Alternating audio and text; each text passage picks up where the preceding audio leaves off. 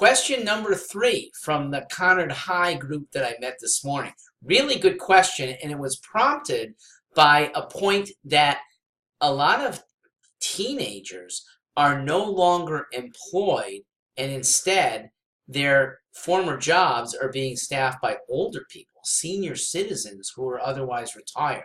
So question, is there anything you would suggest or offer for teenagers to do in terms of employment now that senior employees are filling these positions?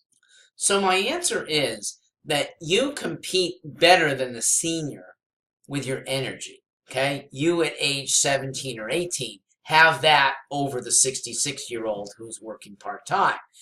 Now here's what they tend to have over you. 1, experience. You can't get that, okay? You're 50 years behind. But work ethic. They're often hired because they've spent 40 years in the workforce and they understand what employers expect, what customers expect, what colleagues, coworkers expect, and how to treat one another. Teens don't have that experience. Even well-meaning ones often don't have that work ethic. How do you get that? Maybe you observe, and you certainly pay attention when you know something is out of line. You don't repeat it. So good school protocol can teach you some right there. Volunteering in a professional environment will help with the work ethic because you don't even get kept on as a volunteer if you're really out of line. You're disrespectful, you're lazy, you don't show up on time. These are the knocks against a lot of young, not even teenagers, but even into their 20s, that employers lament, gosh, you can't get good help these days. Now, I'm going to make a different suggestion, and that's towards not even competing for certain jobs, but forging your own path that hardly any kids in Connecticut do anymore. Go into the trades, okay? Being a tradesperson, which doesn't require college, community college at most, 4-year college not needed to go into carpentry, air conditioning, construction. If that sounds too masculine for you, girls can do computer-aided design. Girls can do supply chain management. You're in the construction business that way, and you'll get paid really well without the expense of college. I did a comparison of how a fairly aggressive, capable, not superstar, but capable person who wanted to start a career with Eversource, that's the power generation company in Berlin, what they can expect to earn over the next 19 years without college, okay? You do your first 18 years in high school, 19 years. By the time you're 8 years in, that company is probably paying you $150,000 a year. And it goes up from there. Meanwhile, the person 8 years out of school who chose the college and then med school route has earned 0.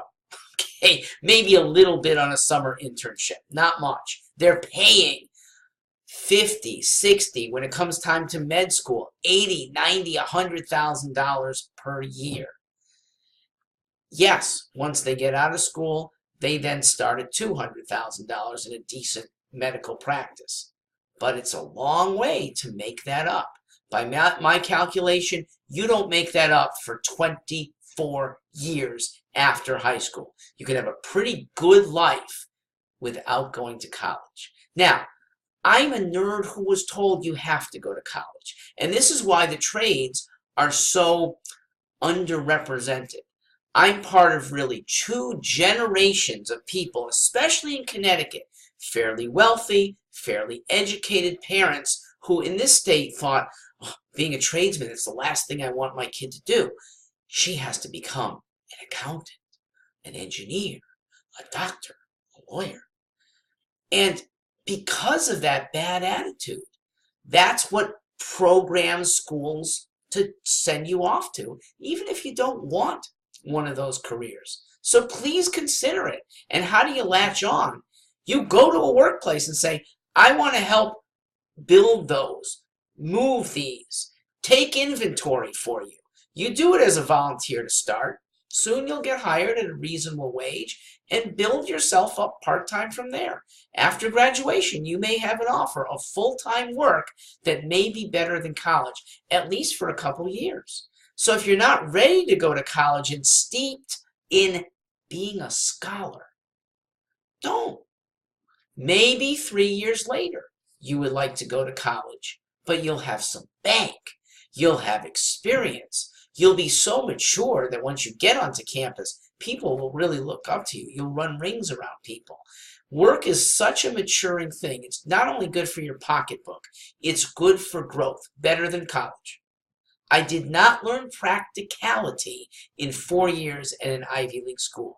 And I'm not convinced that even the stuff I learned was inaccessible. If you want to learn history, English, you could do that as a hobby on weekends. So my job happens to be SAT prep, and I'm really good at propelling kids who want to get to good universities to get them high SAT scores and scholarships that often come with it.